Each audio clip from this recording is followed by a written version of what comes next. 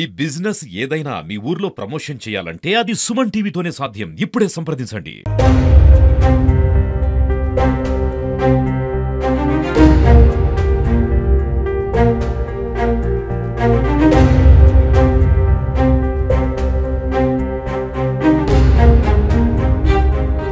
కూటమి ప్రభుత్వం అధికారంలోకి వస్తే డిఎస్సి నోటిఫికేషన్ ఇచ్చి మెగా డిఎస్సి ఏర్పాటు చేస్తామని చెప్పి మాట ఇచ్చిన మేరకు 16,347 పోస్టులకి ఈరోజు నోటిఫికేషన్ జారీ చేయడం జరిగింది. అదే మాదిరిగా ఎగ్జామ్స్ జరగడము, ఉద్యోగాలు రావడము. ఈరోజు మన ఒక్క కర్నూలు జిల్లానే తీసుకుంటే 2,600 పోస్టులు మన కర్నూలు జిల్లాలో టీచర్స్ పోస్టులు వచ్చినాయి యువతకు. దీన్ని బట్టి అర్థమవుతూ ఉంది. దీన్ని కూడా ఎంతో పారదర్శకంగా నిర్వహించడం జరిగింది ఈ డిఎస్సి ఎగ్జామ్స్ను కూడా. అంతేకాకుండా ఎస్సీలకు, ఎస్టీలకు, బీసీలకు, దివ్యాంగులకు వీళ్ళకంతా కూడా వయసు మినహాయింపు ఇచ్చి వాళ్ళను ఉద్యోగాల్లో తీసుకోవడం జరిగింది. గతంలో జగన్మోహన్ రెడ్డికి యువతకు ఉద్యోగాలు రావడం ఇష్టం లేదేమో కానీ 24 కేసులు వేశాడు దీనిపైన. దీన్ని అన్నిటినీ ఎదుర్కొని ఈరోజు మెగా డిఎస్సి నిర్వహించడం అంటే దీని ఘనత అంతా లోకేష్ బాబు గారిదే అని ఈ సందర్భంగా తెలియజేస్తూ ఉన్నా. ఆయన మంచి విద్యావంతుడు, విద్యలో ఎన్నో మార్పులు తీసుకొని రావాలి, విద్యా ప్రమాణాలు పెరగాలి, అట్లయితేనే సమాజం బాగుపడుతుంది అన్న ఉద్దేశంతో ఎన్నో మార్పులు తీసుకొని రావడం జరిగింది. గతంలో 2014 నుంచి 19 వరకు ముఖ్యమంత్రిగా ఉన్నప్పుడు చంద్రబాబు నాయుడు గారు 2 డిఎస్సీలు వదలడం జరిగింది. అప్పుడు కూడా 18,000 పోస్టులు రావడం జరిగింది మన రాష్ట్రంలో. ఇంతవరకు చంద్రబాబు నాయుడు గారు 14 సంవత్సరాలు ముఖ్యమంత్రిగా ఉంటే 13 డిఎస్సీలు వదిలిన ఘనత చంద్రబాబు నాయుడు గారికే దక్కుతుంది. దీనివల్ల 1,80,208 మంది ఈ ఉపాధ్యాయ పోస్టులు వచ్చినాయంటే అది చంద్రబాబు నాయుడు గారు ఆ టైంలో ఆయన ముఖ్యమంత్రిగా ఉన్నప్పుడు వచ్చిన ఉద్యోగాలని కూడా ఈ సందర్భంగా మేము గర్వంగా చెప్పగలుగుతూ ఉన్నాం. ఇంకొకటి, గత ప్రభుత్వంలో ఉన్న పాలకులను చూస్తే మాతృదేవోభవ, పితృదేవోభవ, ఆచార్య దేవోభవ అని అంటాం. అంటే గురువులకు అంత స్థానం ఉంది మన హిందూ సాంప్రదాయం ప్రకారం. అటువంటి గురువులను వైన్ షాపుల దగ్గర కాపలా కాసిన ఘనత గత వైసీపీ ప్రభుత్వానికి. అంతేకాకుండా మరుగుదొడ్లు గడిగించడం, ఇట్లాంటి పనులకు మాత్రమే వాళ్ళను వినియోగించడం జరిగింది. అంతేకాకుండా ఆ రోజు చెప్పారు గత ప్రభుత్వంలో ఉన్న పాలకులు, మేము అధికారంలోకి వస్తే 2,30,000 ఉద్యోగాలు ఇస్తాము అని చెప్పి గొప్పలు చెప్పారు. కానీ అదిగో డిఎస్సి, ఇదిగో డిఎస్సి అని, మెగా డిఎస్సి అని, జంబో డిఎస్సి అని, మినీ డిఎస్సి అని ప్రచారాలు చేసుకున్నారు. కానీ తీరా ఎలక్షన్ల ముందు 4 సంవత్సరాల 9 నెలల తర్వాత వాళ్ళ అధికారంలోకి వచ్చిన తర్వాత అప్పుడు ఒక డిఎస్సి నిర్వహించడం జరిగింది. దానివల్ల కేవలం 6,100 పోస్టులు మాత్రమే భర్తీ చేయగలిగారు. చూడండి వాళ్ళ పాలన ఎలా ఉందో దీన్ని బట్టి మనకు అర్థమవుతూ ఉంది. అంతేకాకుండా అది కూడా నోటిఫికేషన్ ఇచ్చి కేవలం యువతను ఇబ్బందుల్లో నెట్టడానికి 3 నెలల టైం ఇచ్చి వాళ్లకు గందరగోళం, టెట్ ఎగ్జామ్స్కి అయితేనేమి అలాగే ఈ డిఎస్సికి అయితేనేమి ఒకేసారి నోటిఫికేషన్ ఇచ్చి యువతను గందరగోళంలో వాళ్ళకి చదువుకునే అవకాశం కూడా, ప్రిపేర్ అయ్యే అవకాశం కూడా లేకుండా చేసింది గత ప్రభుత్వం. కానీ ఈ ప్రభుత్వం అలా కాకుండా లోకేష్ బాబు చెప్తా ఉన్నారు ప్రతి సంవత్సరం మెగా డిఎస్సి నిర్వహిస్తాము, ఎంతోమందికి ఉపాధి అవకాశాలు కల్పిస్తామని.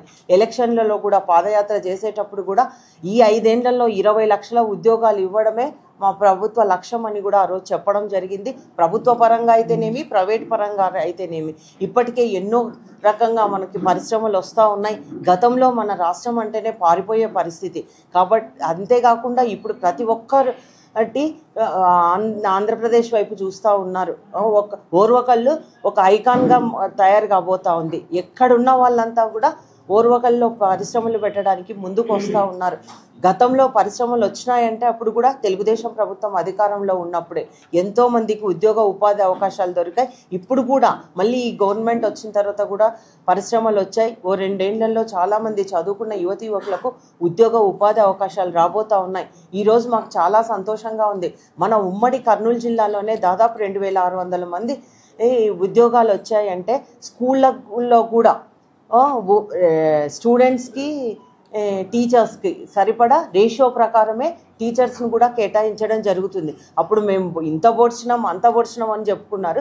కనీసం టీచర్లు సరిగా లేని పరిస్థితి.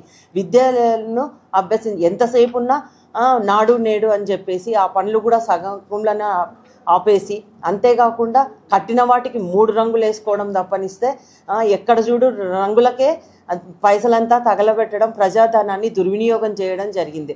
అలా కాకుండా ఇప్పుడు ఎంతో మీరు స్కూళ్ళల్లో చూస్తూ ఉన్నారు, ఎన్నో పెను మార్పులు తీసుకొని రావడం జరిగింది. ప్రతి ఒక్క క్లాస్కు ఒక టీచర్గా పెట్టి విద్యా ప్రమాణాలు పెంచుతూ ఉన్నారు. అంతేకాకుండా మంచి యూనిఫాము, అలాగే బుక్స్, షూస్, బ్యాగ్ అన్ని క్వాలిటీతో ఇవ్వడం జరుగుతుంది. అంతే ముఖ్యంగా పిల్లలకి సన్నబియ్యంతో ఈరోజు నాణ్యమైన భోజనాన్ని కూడా అందిస్తూ ఉంది. ఎప్పుడైతే మంచిగా కడుపు నిండా మంచిగా భోజనం తింటారో అప్పుడే వాళ్ళు మంచిగా చదువుకోగలుగుతారన్న ఉద్దేశంతోనే ఎన్నో మార్పులు తీసుకొని రావడం జరుగుతూ ఉంది. కాబట్టి ఈ మెగా డిఎస్సి ద్వారా ఈరోజు ఎన్నికైన అందరికీ కూడా హృదయపూర్వకంగా కంగ్రాట్స్ తెలియజేస్తూ ఉన్నా. ముందు కూడా మన రాష్ట్రము ఇంకా ప్రథమ స్థానంలో ఉంది. గత పాలకుల వలన 3వ స్థానంలో ఉన్నది మన విద్యా ప్రమాణాలు 19వ స్థానానికి పడిపోవడం జరిగింది. మళ్ళీ దీన్ని ప్రథమ స్థానంలో పెట్టడానికి మన ముఖ్యమంత్రి గారు అహర్నిశలు కృషి చేస్తున్నారు. కాబట్టి ఈ కూటమి ప్రభుత్వం ఆధ్వర్యంలో యువతకు మంచి జరుగుతుంది. చదువుకున్న యువతి యువకులకు ఉద్యోగ ఉపాధి అవకాశాలు కలుగుతాయని కూడా ఈ సందర్భంగా తెలియజేస్తున్నారు. రాష్ట్ర వ్యాప్తంగా దాదాపుగా 16,500 ఉద్యోగాలు వచ్చిన తర్వాత ప్రజలలో సంతోషము హద్దులు మీటిపోయింది. ఎందుకంటే గడిచిన 5 సంవత్సరాల్లో జగన్మోహన్ రెడ్డి ప్రతిసారి డిఎస్సి గురించి మాట్లాడమే కానీ ఆయన సీఎంగా ఉన్న 5 సంవత్సరాల్లో ఎప్పుడు డిఎస్సి వదిలినది లేదు, ఒక్కరికి కూడా ఉద్యోగాలు ఇచ్చినది లేదు. ప్రిపేర్ అవుతున్నాము కానీ డిఎస్సి అనేది మాకు అందరి ద్రాక్ష మాదిరి అయిపోతుంది, రాలేదని ఏ జిల్లాలో ఎంటర్ అయినా కూడా స్టూడెంట్స్ అందరూ లోకేష్ బాబు గారి దృష్టికి తీసుకురావడం జరిగింది. ఆ రోజు ఏదైతే మాట ఇచ్చినాడో అలాగే ఎలక్షన్ల కంటే ముందు ఎన్డీఏ కూటమి ప్రభుత్వము ఏదైతే సూపర్ 6లో భాగంగా దాంట్లోనే పెట్టడం జరిగింది. డిఎస్సి కంపల్సరీ అధికారంలోకి వస్తేనే డిఎస్సి వదులుతామని ఇచ్చిన మాట ప్రకారము ఈరోజు డిఎస్సి ద్వారా టీచర్ పోస్టులు 1000 మందికి వచ్చినాయి. అలాగే గతంలో చూస్తే టీచర్లను కూడా ఎంతో హింసించడం జరిగింది గత ప్రభుత్వంలో.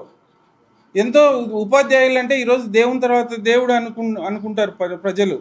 అలాంటి టీచర్లను వెయిన్ షాప్ల కాడ పెట్టి వాళ్ళ మనోభావాలను దెబ్బతీసిన దుర్మార్గమైన గవర్నమెంట్ వైసీపీ గవర్నమెంట్. ఈరోజు చంద్రబాబు నాయుడు గారు సీఎంగా అయితేనే, లోకేష్ బాబు గారు ఎడ్యుకేషన్ మినిస్టర్ అయిపోతేనే ఆగమేఘాల మీద దీన్ని ప్రిపేర్ చేసి చేయడం. ఒక గౌరవప్రదంగా ఉండాలి టీచర్ అంటే. చూస్తున్నారు గతంలో నాడు నేడు అని పెట్టి వాళ్ళ స్వార్థం కోసము, వాళ్ళ కమిషన్ల కోసము ఏదో లేని రంగులను రంగులేసి ఆ పనికిమాల బ్యాగులు, పనికిమాల డ్రెస్సులు ఇచ్చి అప్పుడు నాణ్యత లేనివి ఇచ్చి పిల్లలను మోసం చేసి వాళ్ళ కాంట్రాక్టర్లు బాగుపడినారు.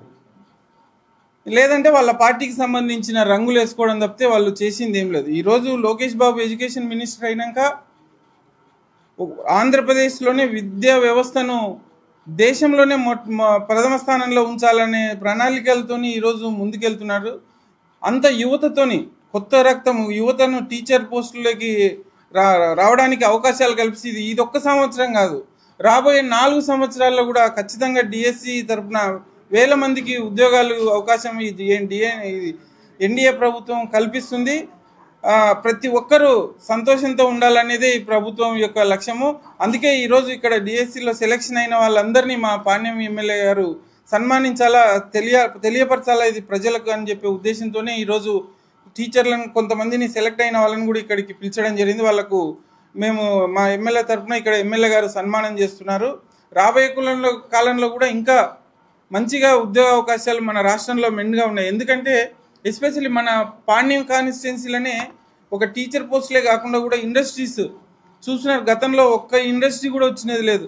ఈరోజు చంద్రబాబు నాయుడు గారు సీఎంగా అయితేనే ఎన్ని ప్రాజెక్టులు వచ్చినాయంటే ఓరోకల్లుకు ఇక్కడ చదువుకుని ఈ ఉమ్మడి కర్నూలు జిల్లాలో ఇంజనీరింగ్ చదువుకొని పూర్తి చేసుకున్న వాళ్ళు ఎక్కడికి పోవాల్సిన పని లేదు. రాబోయే కాలంలో సీఎం గారు అయితేనేమి, మన లోకేష్ బాబు గారు అయితేనేమి వాళ్ళ ఉద్దేశం అంతా ఇక్కడ లక్షల ఉద్యోగాలు ఏర్పాటు చేసి మన రాష్ట్రంలోనే మన పిల్లలకు ఇక్కడే ఉద్యోగ అవకాశాలు కల్పించాలనే ప్లాన్తోనే ముందుకెళ్తున్నారు. రాబోయే కాలంలో మంచి భవిష్యత్తు ఉంటుందని తెలియజేసుకుంటున్నాను.